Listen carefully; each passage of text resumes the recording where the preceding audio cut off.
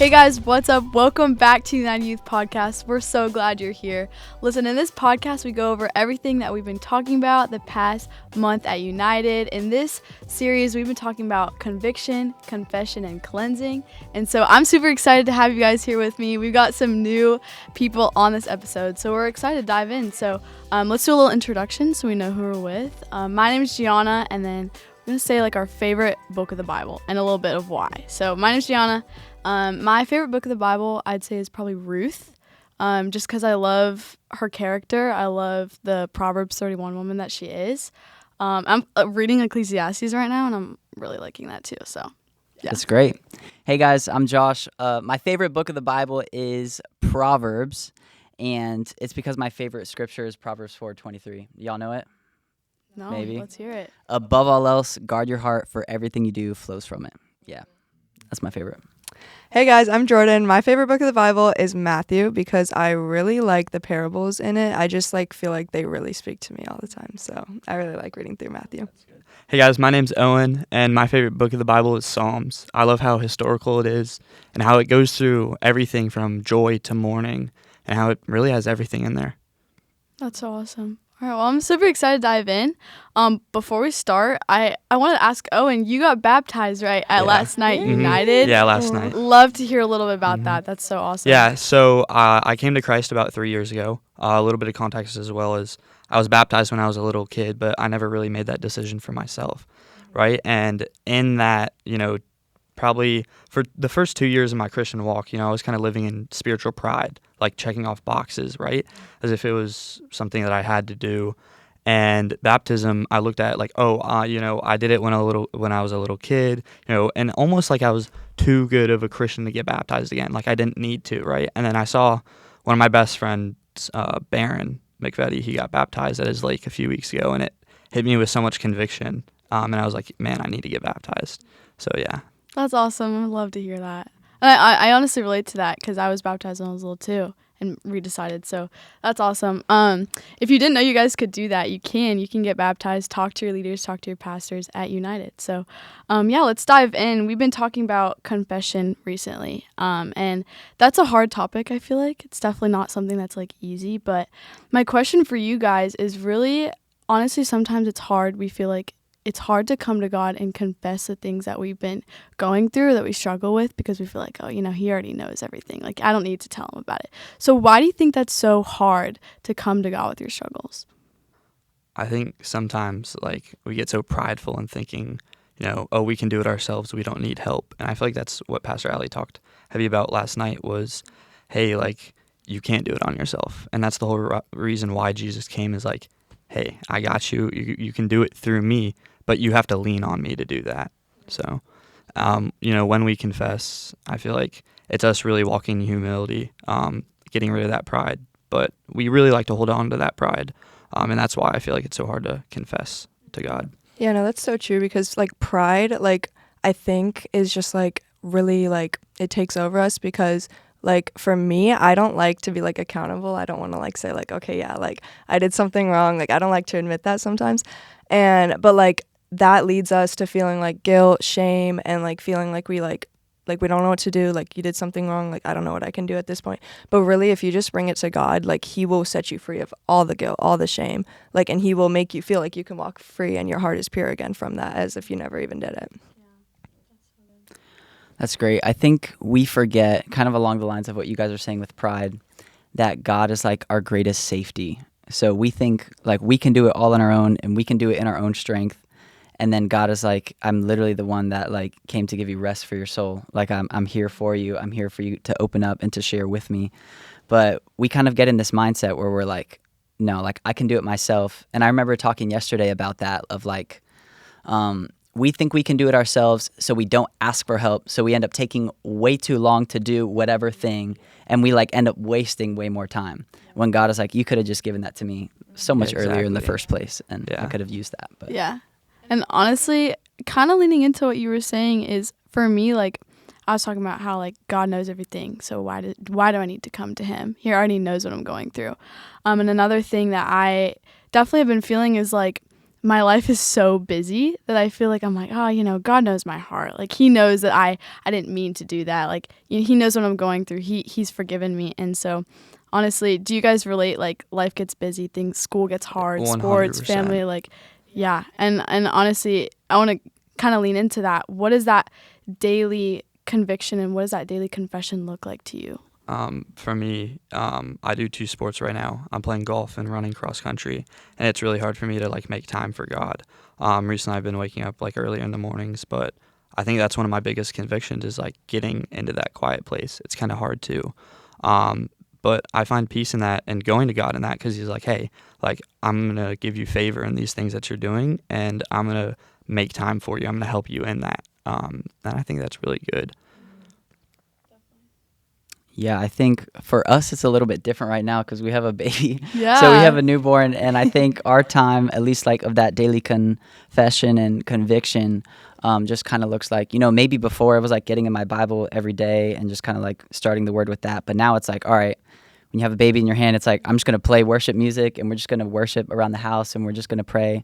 And I think you just kind of have to figure out what that time looks like for you. And in the midst of all the busyness, just like saying, all right, keep the main thing, and we're going to make time for this, whether that's prayer or worship, because there's so many ways to connect to God. Yeah. So just finding that space to do that. Yeah, I remember on one of the, I think, old podcast episodes, Pastor Nate was talking about Matthew 28:19. He was saying, if you look at the like Greek, or it's better if you say, as you go, make disciples, right? As you go, you're spending time with God. Like it doesn't have to be in that quiet place, but with your baby, you get to worship God.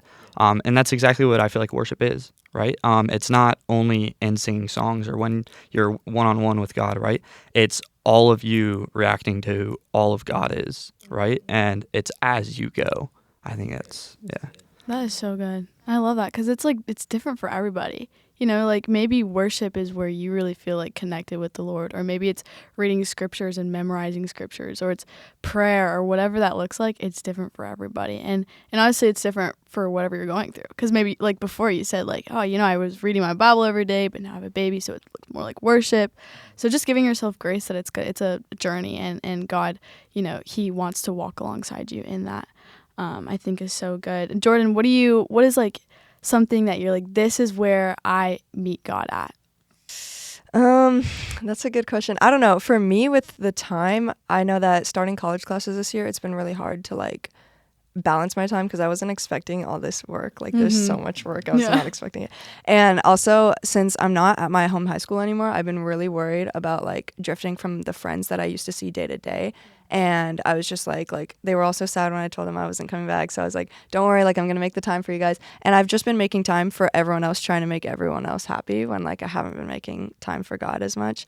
And but like at the end of the day, when I realized like God's the only one that's going to make me feel peace and like fulfillment. So that's been good. That's so good. Yeah. And I think it's just like a daily thing of being like, we've talked about it before, but being like, I'm going to make this 30 minutes of just God. Like, doesn't matter what it looks like. I may have to be somewhere in 30 minutes. I may have homework to do, but like God comes first. And like, if that's something where you're in a good spot and you feel like this is just me and God, like praying, thanking Him for everything, or it's going back to like what we've been talking about, having that conviction of being like, God, I should not have talked to my parents about like that way today. Like you, like change my heart, like allow me to pause before I speak, or I should not have talked about that person this way at school, or however that, like whatever that looks like, taking that daily devotion I think is really important. But I think it's also hard because there's a lot of people who want freedom, and we've talked about it before, and it's like the story in the Bible, I forget where it is, but Jesus is going up to the person, he's saying, do you want to be healed? Like, do you really want to be healed? John 5, yeah. I think. Yeah, that is John 5. But I know there's a lot of people out there that, they want to be healed, but they don't necessarily know what the steps to take or what that looks like. So what would you say to somebody that's struggling in that? I think for me, it's Romans chapter 6. I'd love to read a little bit, actually. I think it's perfect describing it. And as I'm reading it, another thing that I've heard is, I say this as a man because I've fallen into it too, but how arrogant are we not to believe in the promises of God and His word, right? So this is starting at 6, 7. chapter 6. He did Of not- course it is. He did not just say that.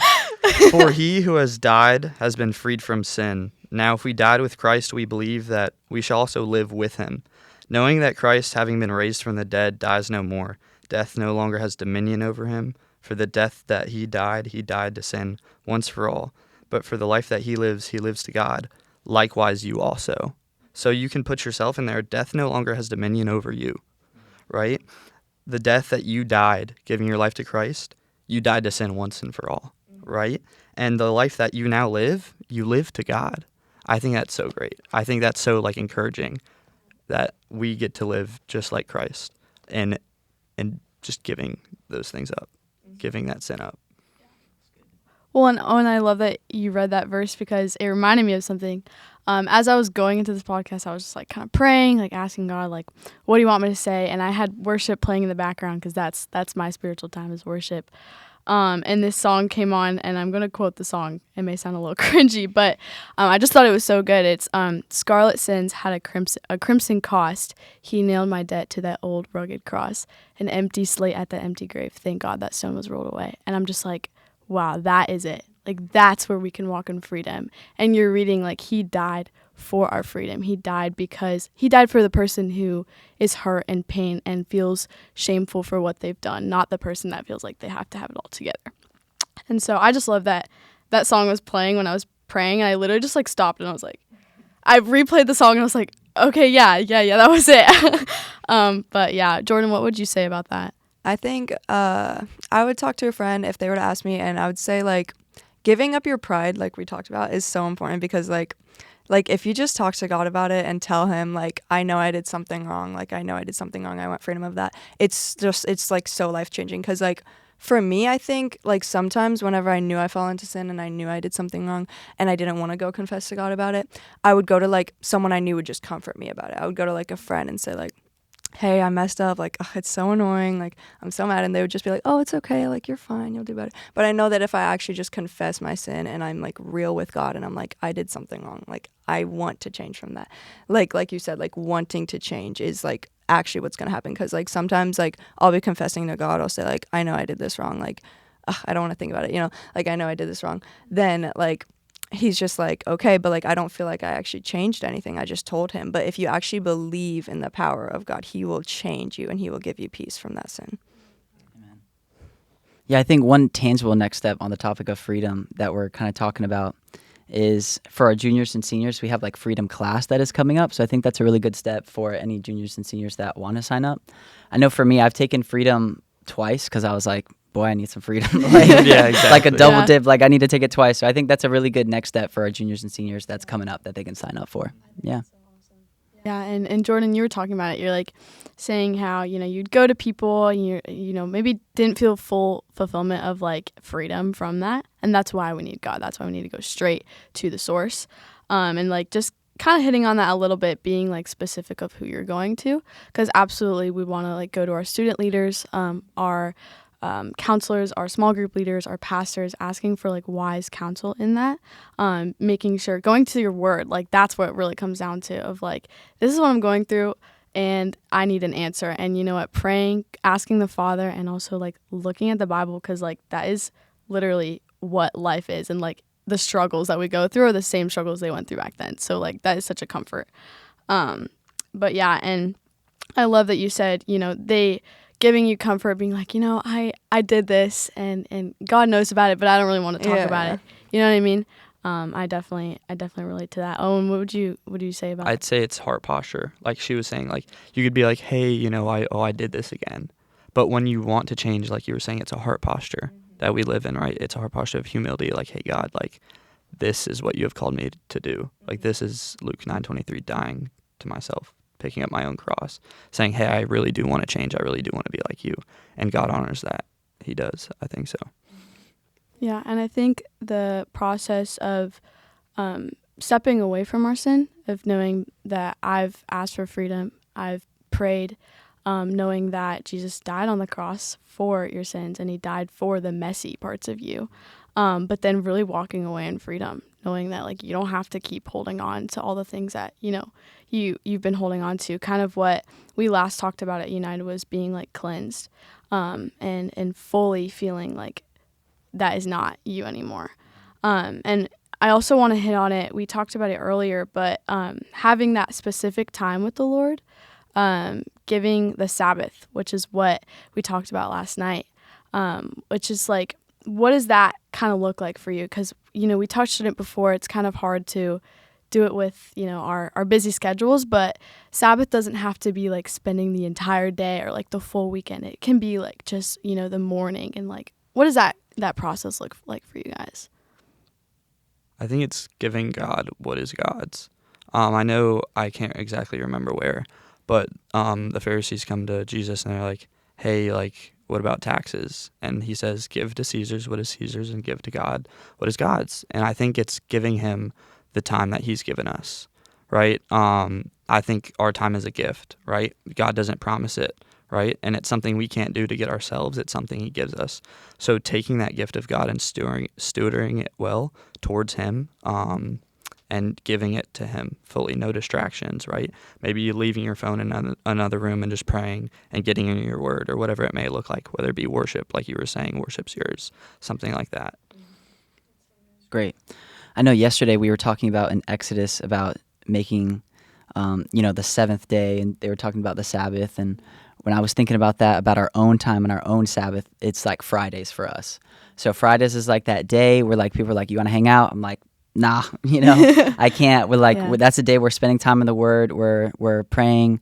We're doing our best to commune with God and be with Him, but trying our best to like just set that time aside, because we all know that time will like get the best of us, and it's super precious time. As much as you can, kind of just making that day or whatever pockets of that day you can, and just kind of giving that back to God. Yeah. Yeah, I don't have a like definite set day. I think I just like. And I've never really thought of it as Sabbath. I just know that at like the end of most nights, I'll feel like overwhelmed. I'll feel like, nervous, like so much is going on. And I'll just like turn off all distractions, like put away my phone, turn off the TV, and just like sit there and just like spend time in God's presence. Because like I have to tell my friends or like whoever I'm with, like I'm just going to take a minute. Like I just need a minute. Like, and just like giving time to God is so important, because that's like, you never feel his presence as much as you do when you just spend one-on-one time with him like that. Yeah.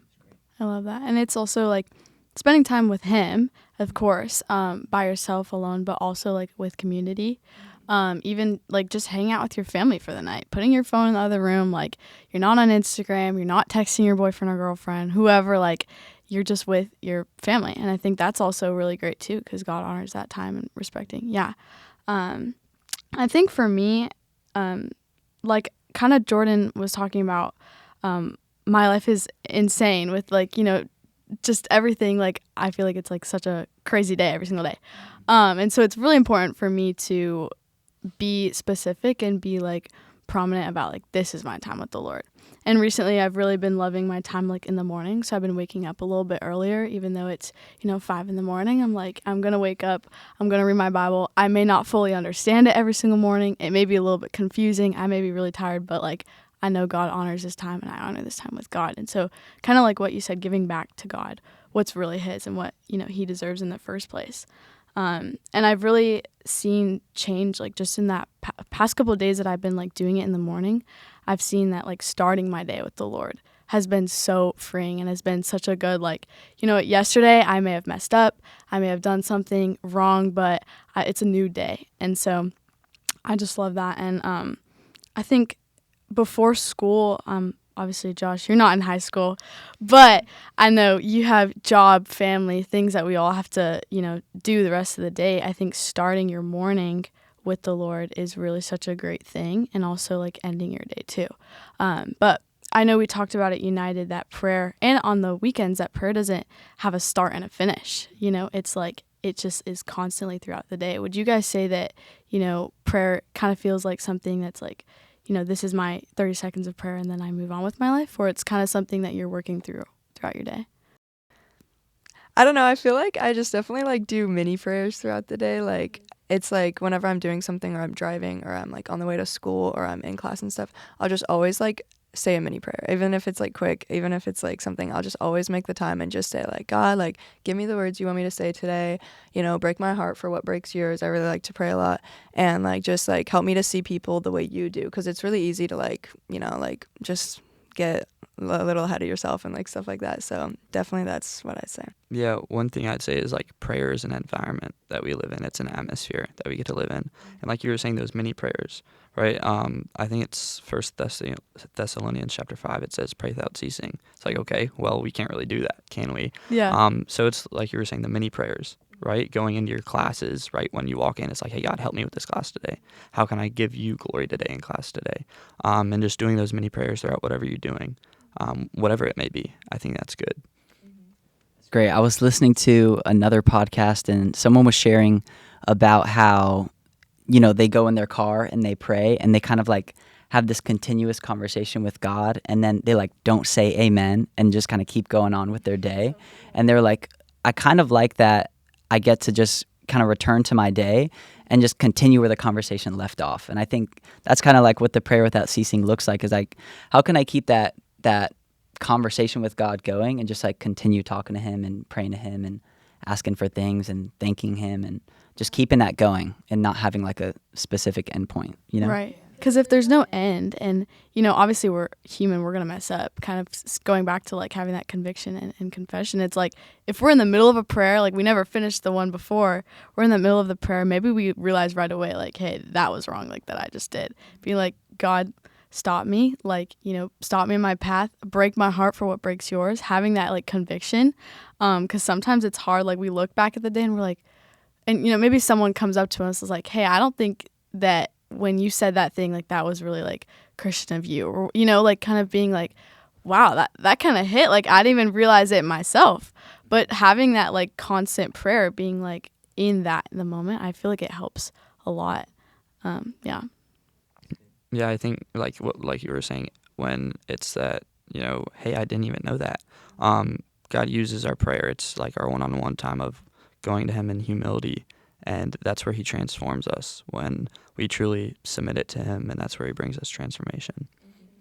And God loves you so much in that, exactly. like he has so much love for you, but he loves you too much to let you stay that way. Yeah, exactly. So it's like he wants to come alongside you and like be with you in your struggles, you know, kind of saying like he died for the person who was messy, not the person who had it all together. So yeah, I love that. It's really great. But honestly, I'm so glad you guys were here with us today.